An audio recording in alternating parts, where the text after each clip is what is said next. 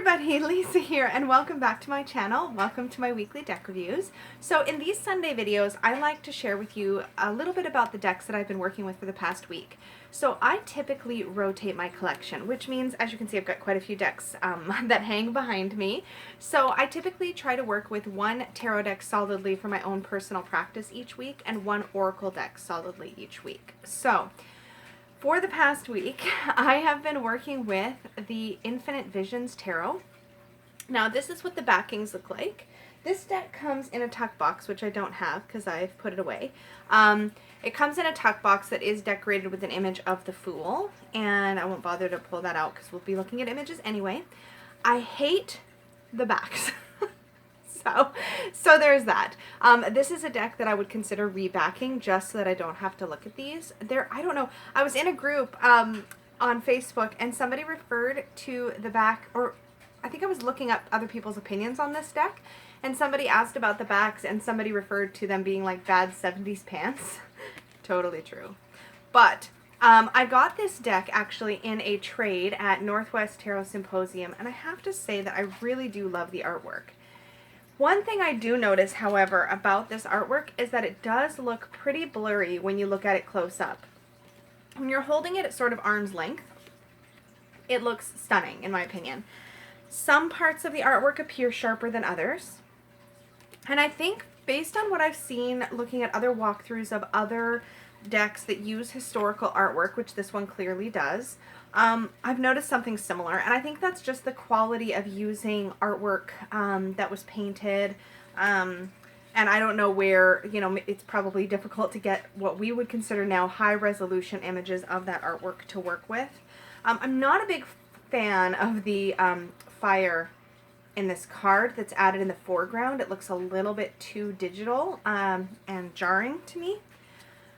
But I will say that as excited as I was to work with this deck, and I did enjoy it, and there's just something about it that just didn't quite, I don't know how to describe it. And I know this is a review, so I'm going to do my best.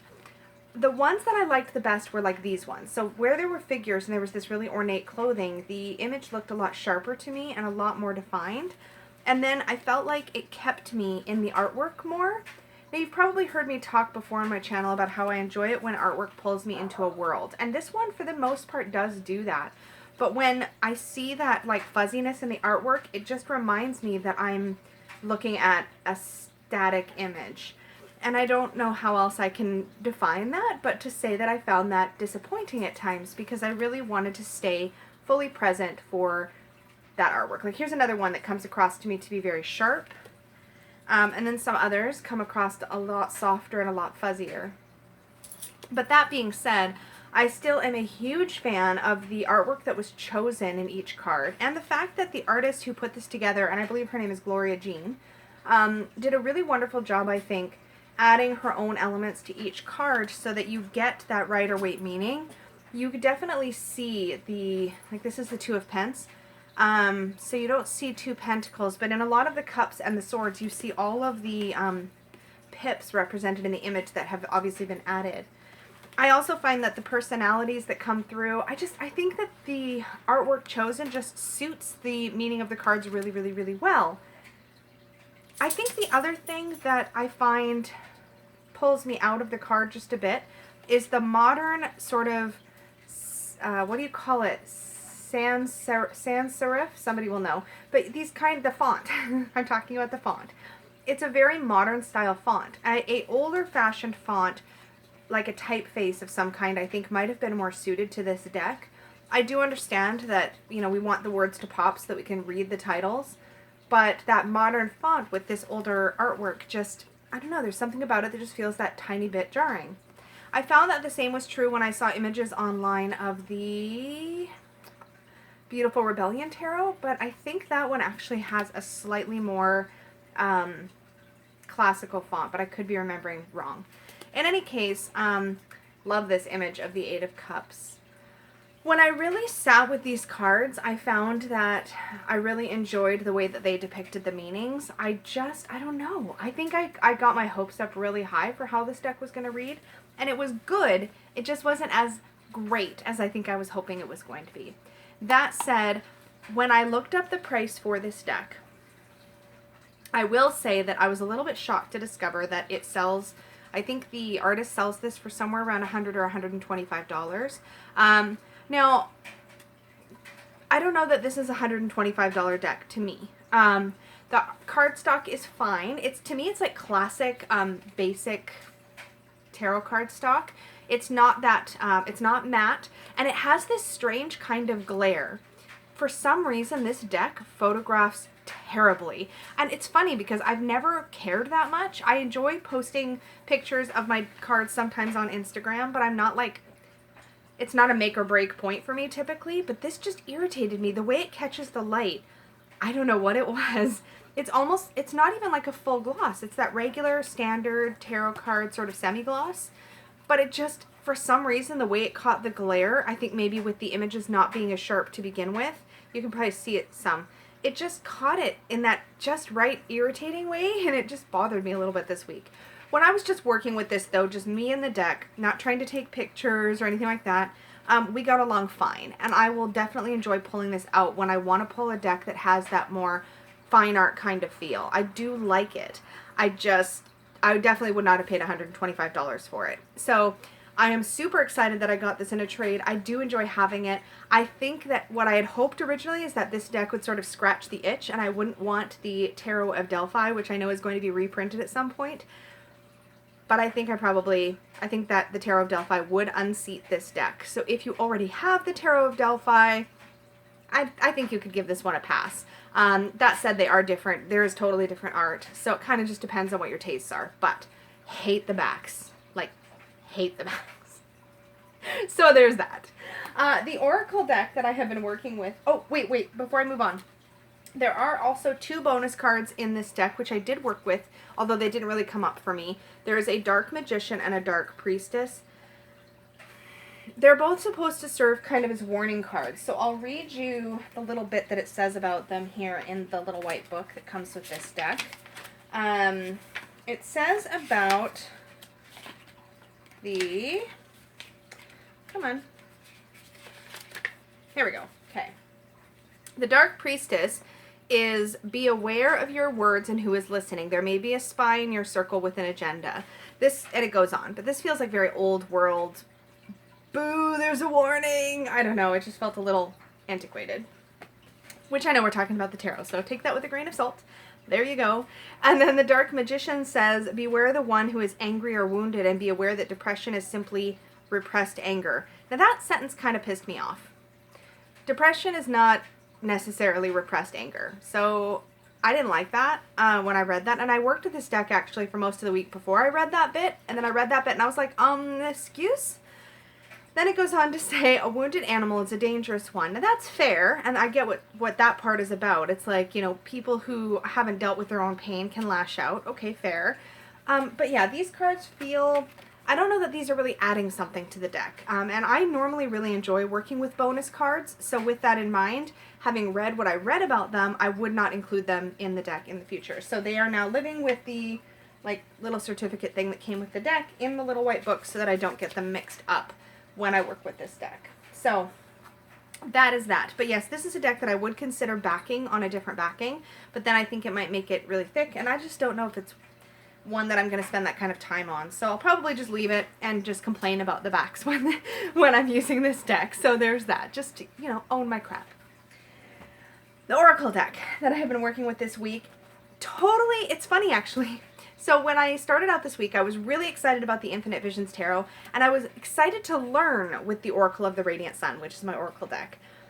But there were things about the Oracle of the Radiant Sun I wasn't quite sure about. One of those is the cardstock. This cardstock is really thin, so I'll show you. Like, when you pull the cards, that's how thin it is. It's, hold on. Like, it's thin. It's thin. Like, it's very flexible, but it's thin. Now, there are 84 cards in this deck, and I really, when I first started to play with shuffling this deck, I would get really annoyed by how thin the cardstock was, because I felt like when I would rifle shuffle, I would get this kind of like slapping sensation. But the more that I shuffled this deck throughout the week, the more this cardstock for shuffling grew on me. and it was a big change. I mean, I know I'm talking about the cardstock, but just hang out with me. We'll get through it. Near the beginning of the week, I was so annoyed with the cardstock. I was like, do I want to laminate this deck so that it feels sturdier? But throughout the week, I started to like habitually shuffle this to relax myself, which is usually a good sign that the shuffling is not that bad. I think I just had to readjust to shuffling a much thinner cardstock since I have so many thicker, sturdier decks. It feels different. So I just had to slightly adjust my shuffling style, and then I started to get really beautiful mixes. It would bridge really nicely, and I started to really enjoy the fact that it was thin. So bottom line, I kind of just had to adjust and get over myself. I don't like the backings of this deck either.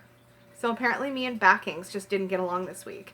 But the artwork on this deck is so beautiful and has this really classic feel. This is not my normal aesthetic at all, to be honest. It's a little washed out, it's a little old-fashioned looking, but that's what grew on me throughout the week. I love the charm of this deck. I love that it feels like it has so much information to convey. Now, interestingly, when I first went into using this deck, I thought I was going to really enjoy working with the astrology. That turned out to be true. I really did enjoy working with the astrology. That's kind of the whole basis of this deck. It is the 7 classical astrology planets, so the ones that were visible to the naked eye way back when, in all the various signs of the zodiac. So I've really been geeking out on this kind of stuff lately, so I really, really enjoyed reading the different ways that a planet and a sign would work together, how their energies would interplay. Throughout the week, when I would note down what cards I pulled for myself for the day, I would write down not only the title of the card and what that made me think of, but I would also write down the planet and the sign, so that later when I go back to look through my tarot tracker or my tarot journal, I can see what astrological influences were present, because as my astrological knowledge grows, I can have even more information to sort of look back on. I did, as I had hoped to do, lay out the planets that were represented here with my birth chart. And as I dealt with some personal life stuff, I found that I also was laying out another person's birth chart. It was somebody that from my family that I have like a personal... It was a thing. It was a thing.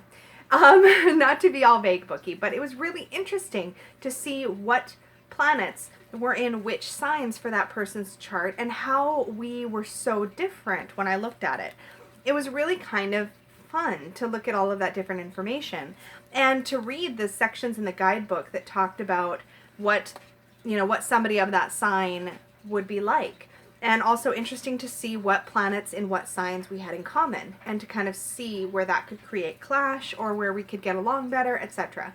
So I really actually enjoyed that quite a lot. So I did that. I think it has all but Uranus. I'm really bad at this. Uranus is how you're supposed to say it, says Dustin. So I'm going to say Uranus. But Uranus, Pluto, I think there's one more that's not in there. But let's talk about the guidebook. The guidebook is so good. Even if you aren't a fan of the artwork, if you are learning astrology, this to me would be such a fantastic deck to have on hand just for study. Because for starters, it reads like a astrological book in a really plain speak kind of way, which makes the information really accessible.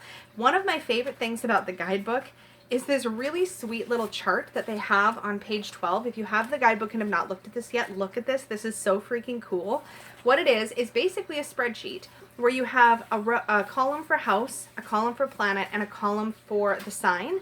And each one has each of the planets, obviously each of the planets, each of the houses, and each of the signs, but it has keywords for each one. So you can basically do simple math, which is what it describes how to do on page 13. So you can take, if you know for your own birth chart, for example, what planet is in what sign and in what house, you can literally add the keyword for this, plus the keyword for this, plus the keyword for this, and think for yourself how that might show up, which I thought was just really cool to have it all in one page like that. So I really enjoyed that. And when you're actually looking up cards in the guidebook, you get a description of the artwork, which I really appreciated. You get some very basic keywords for the planet and very basic keywords for the sign, so you can kind of think for yourself what that combination might mean. You get, of course, your keyword for the card, and then you get a personal write-up here that describes if a person has this planet in this sign, what might they be like. Then you get a section for when this card is drawn, it suggests whatever. And then you also get events that this card could be speaking about. Here's what's really cool though. As I worked with this deck throughout the week for myself, and also I used it a couple of times in the Give a Reading, Get a Reading divination practice activity that we do in the Supportive Tarot Facebook group, I noticed that this deck reads beautifully in a predictive way, similarly to how I might use Lenormand, which I thought was really cool. I found that I enjoyed working with this deck the most when I would pull 3 cards and look each one up and consider what each one would be talking about from an event perspective or even from a personality perspective. And I felt like I got very clear and concise suggestions about what might be coming up. Considering that I don't read predictively, the fact that this deck seemed to go right to that place without any effort at all was really interesting to me, and definitely is something that I think I would reach for in a heartbeat if I wanted to give a more predictive style reading. That being said, I don't do that for clients, but for myself, I love being able to see what the path is that I'm on, kind of where things are headed, or what to look out for in the coming days or weeks or months or whatever. So I really, really enjoyed this deck for that reason.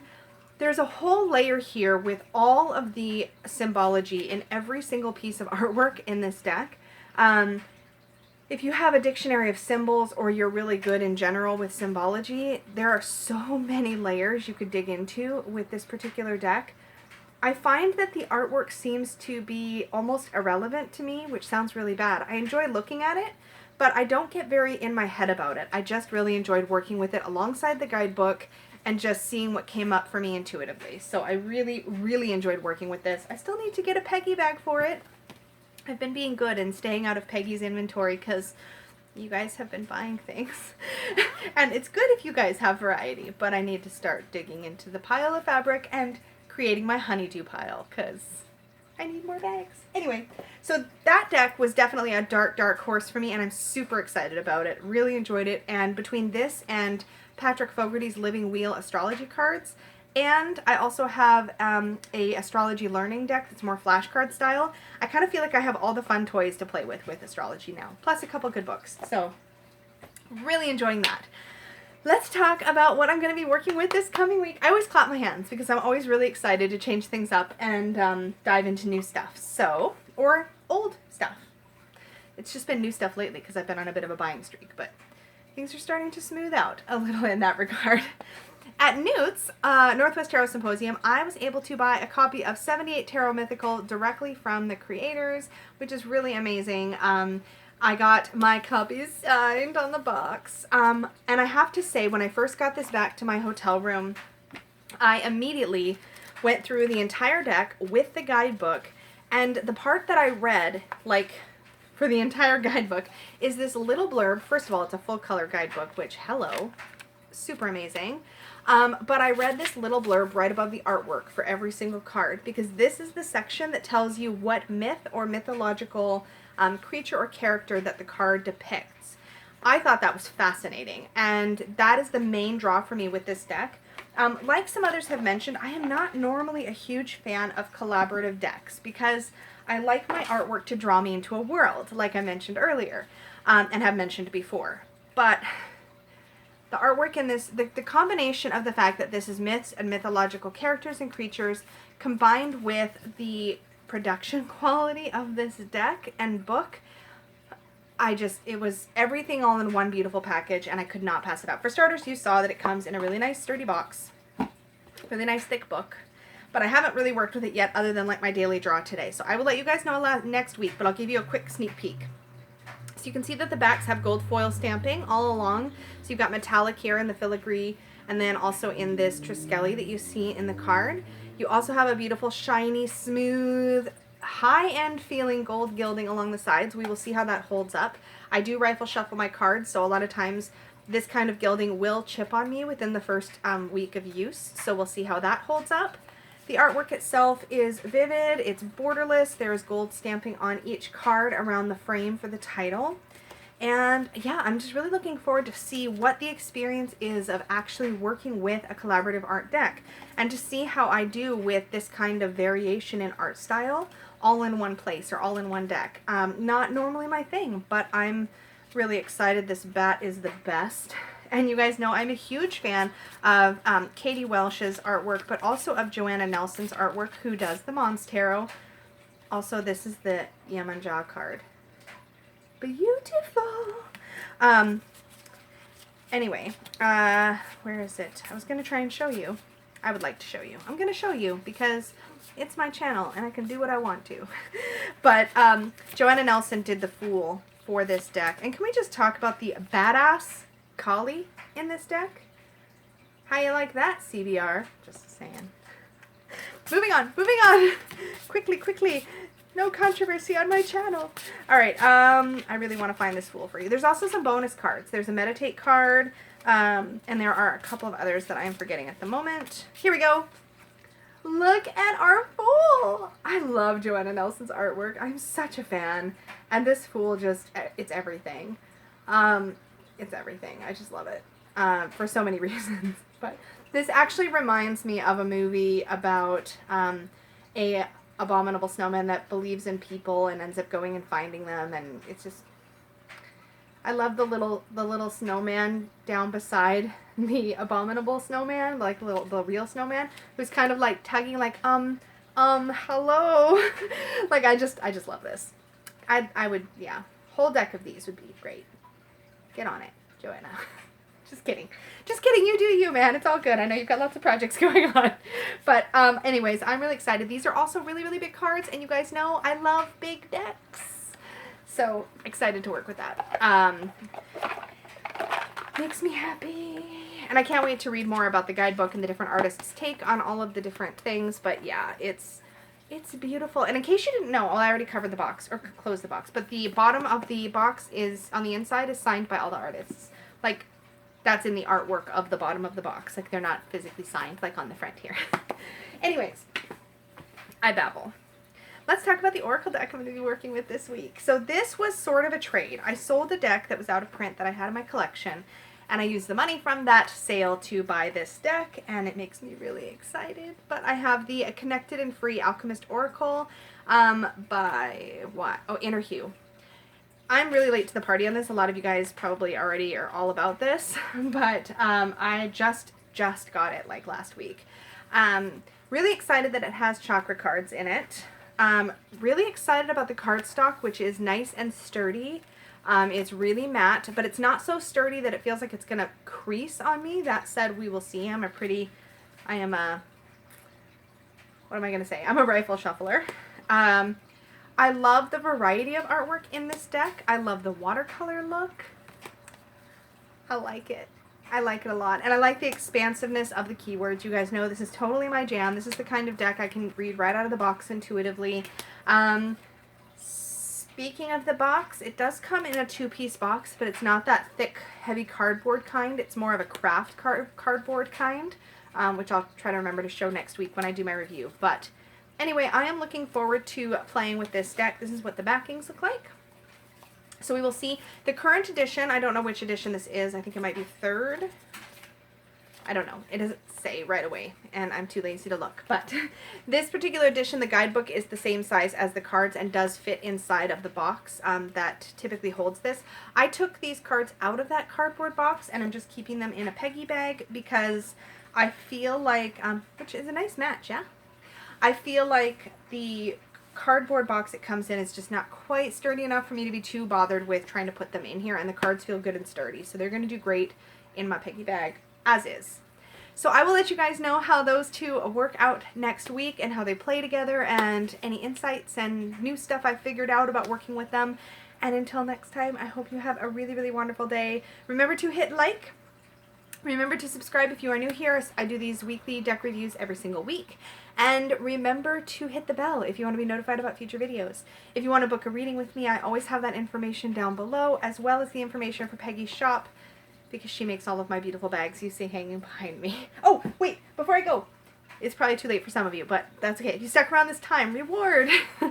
This is the reading cloth I'm going to be working with again next week. I just thought it would go too beautifully with those decks not to use this one again. So that is the one I'm going to be using, and yeah, that's it. I'm going to wrap it up now. I'll see you guys later. Bye!